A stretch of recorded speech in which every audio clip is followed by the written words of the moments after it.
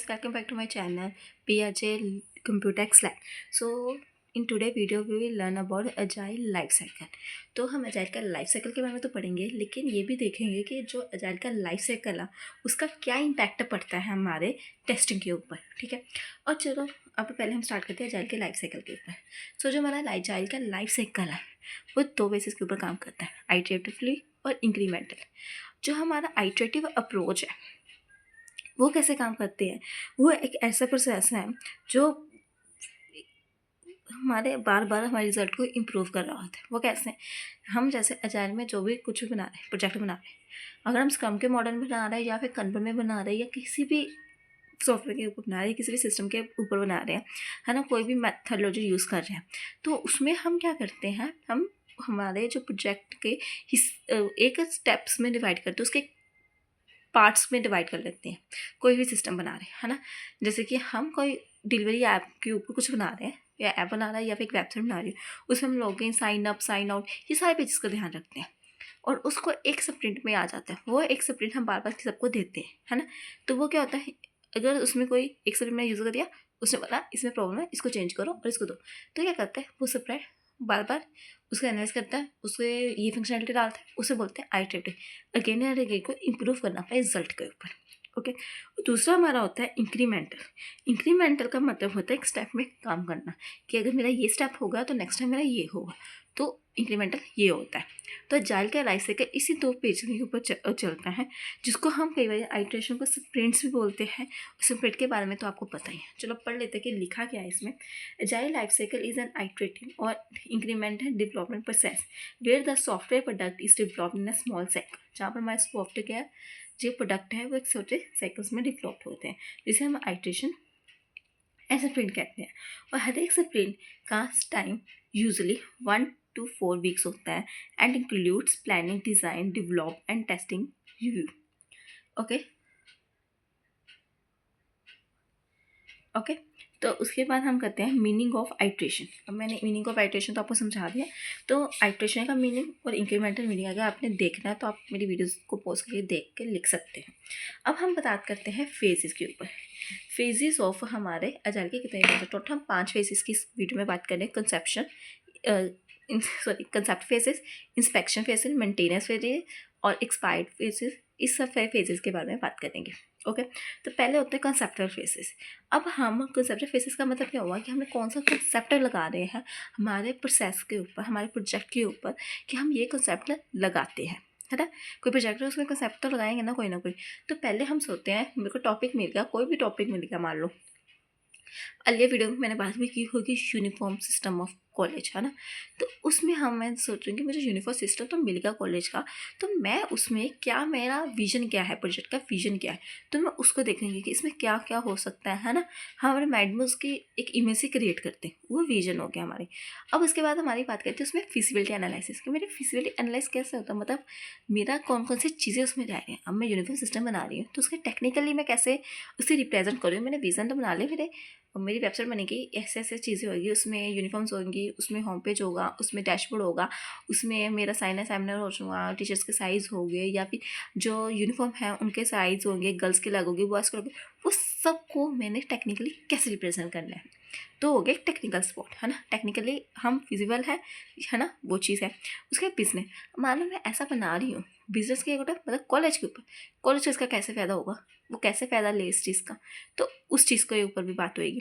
फिर उसके बाद हो गया ऑपरेशन। ऑपरेशन का मतलब है सिक्योरिटी के ऊपर, परफॉर्मेंस के ऊपर, वो सब ये कैसे दे रही है, सिक्योरिटी प्रोवाइड कर रहे हैं हमारे सिस्टम को, परफॉर्मेंस दे रही है। मतलब जैसे कि आप सिक्योरिटी बोलेंगे, सिस्टम सिक्योरिटी कैसे आ गई, सिक्योरिटी का मतलब जो मेरी एक्सेल शीट बन रही है, जो जो चीज़ें हमारी खरीदी गई है, वो तो हम सबको नहीं दिखाएंगे, वो तो मेरे एडमिन को भी पता होना चाहिए, है ना, यूजर्स को क्यों बताएंगे वो चीज़।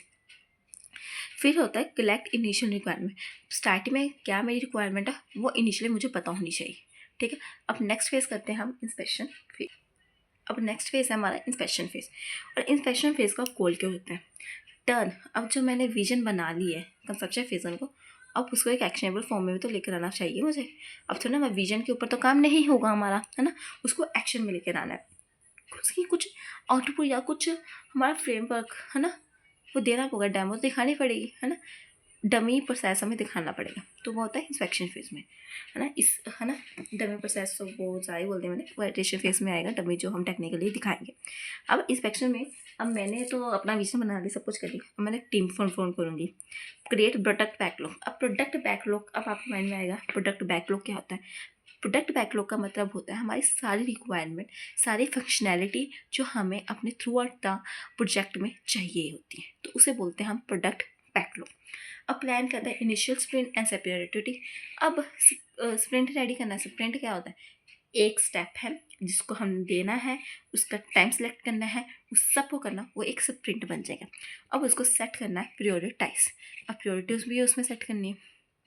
अब हमारे इंस्पेक्शन फेज में हमारे कौन कौन इन्वॉल्व होगा। पहला तो हमारा प्रोडक्ट का ओनर इन्वॉल्व होगा, उसके बाद स्क्रम मास्टर, हमारा जो स्क्रम का मास्टर है, मतलब मेन हेड, जिसको हमारी हर एक इन्फॉर्मेशन के बारे में पता होगा मेरे प्रोजेक्ट में क्या क्या हुआ है। उसके बाद आता है हमारा यूएक्स डिज़ाइनर, हमारा डिज़ाइनर क्या बना रहा है हमारे लिए, है ना। यूएक्स डिज़ाइनर मतलब यूज़र एक्सपीरियंस क्या होगा, उसका डिज़ाइन करना है ना। रेलिवेंट स्टेक होल्डर, इसके कौन कौन से स्टेक होल्डर होंगे रेलिवेंट। अब हमारा नेक्स्ट फेज होता है आइट्रेशन फेज।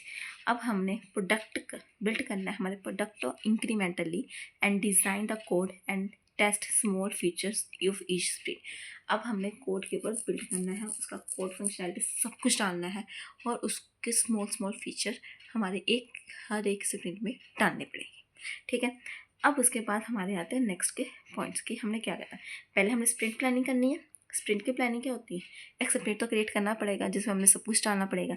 उसमें सिलेक्ट करनी है क्या, स्टोरी मतलब यूज़र्स की स्टोरीज होती है, उसमें यूज़र के एक्सपीरियंस होते हैं, यूज़र ने क्या करना होता है, ये चीज़ भी आपको पढ़ी होगी। यूज़र स्टोरीज ये भी अलग टॉपिक है हमारे जाइल के अंदर, है ना, वो भी देखना आपने, पढ़ोगे आप आगे। एंड एग्री ऑन स्प्रिंट गोल, कि स्प्रिंट का क्या गोल है, इसका आखिर का मकसद क्या है, उसके ऊपर design implement and test stories within a sprint. अब डिज़ाइन तो करेंगे, इम्प्लीमेंट करेंगे उनकी स्टोरीज़ को भी, है ना, हमारे स्प्रिंट के अंदर,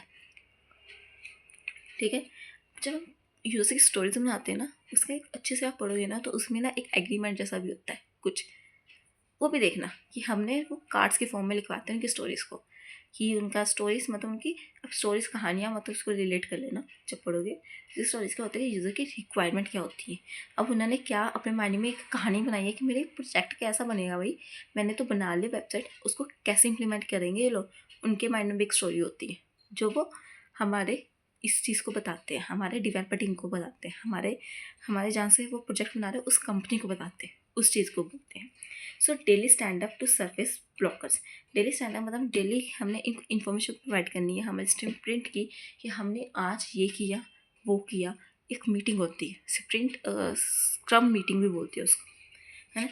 continuously integrate and automated builds, ठीक है। कॉन्टीन्यूसली इंटीग्रेट तो हम करते रहेंगे बार बार बार उस चीज़ को। अब स्प्रिंट का रिव्यू भी करना पड़ेगा, कुछ जो हमने डेमो बनाई है उसको देखना भी पड़ता है, उसको दिखाना भी पड़ता है।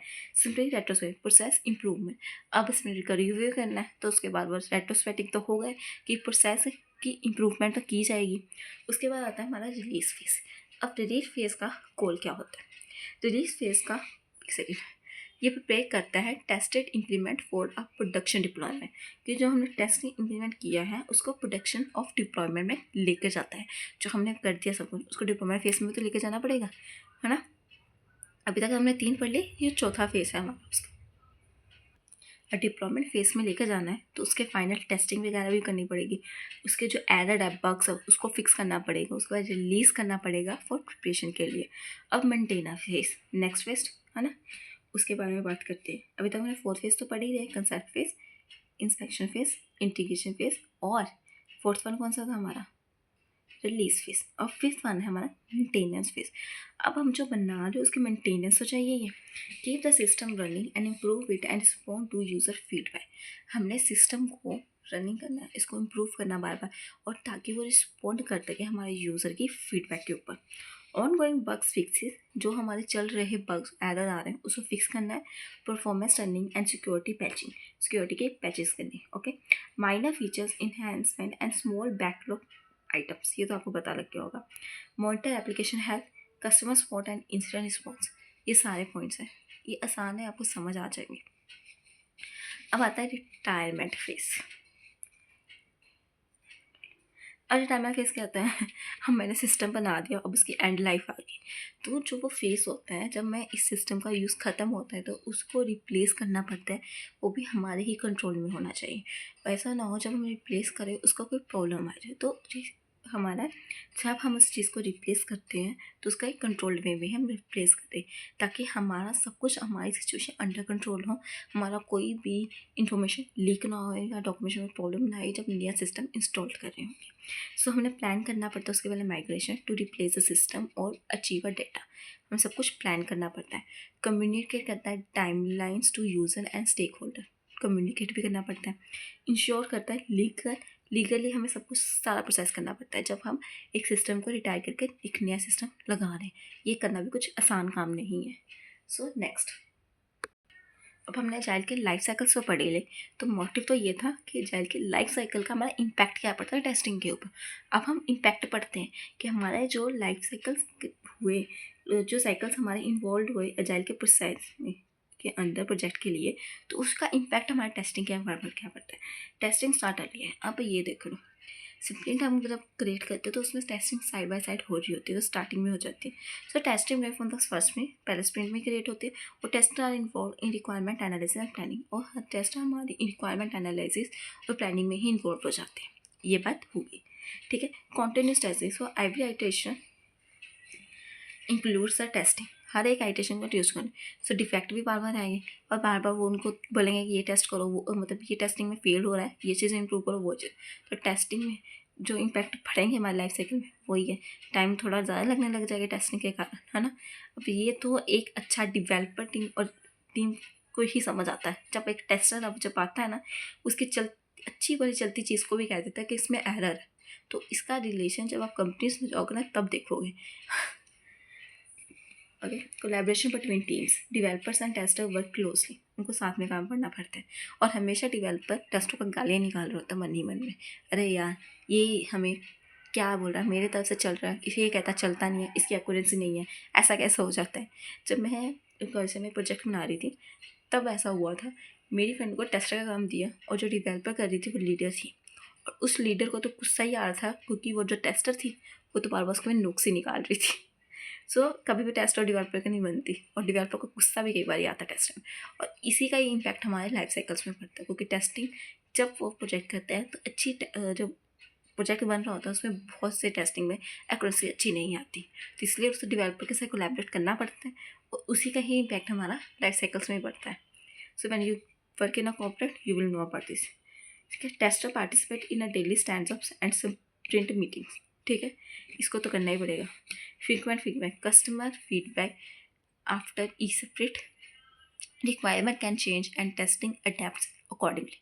ओके, सो ये थी हमारी the agile life cycle and impacts on testing video. So if you like this video, please like, share and subscribe. Bye, see you in another video.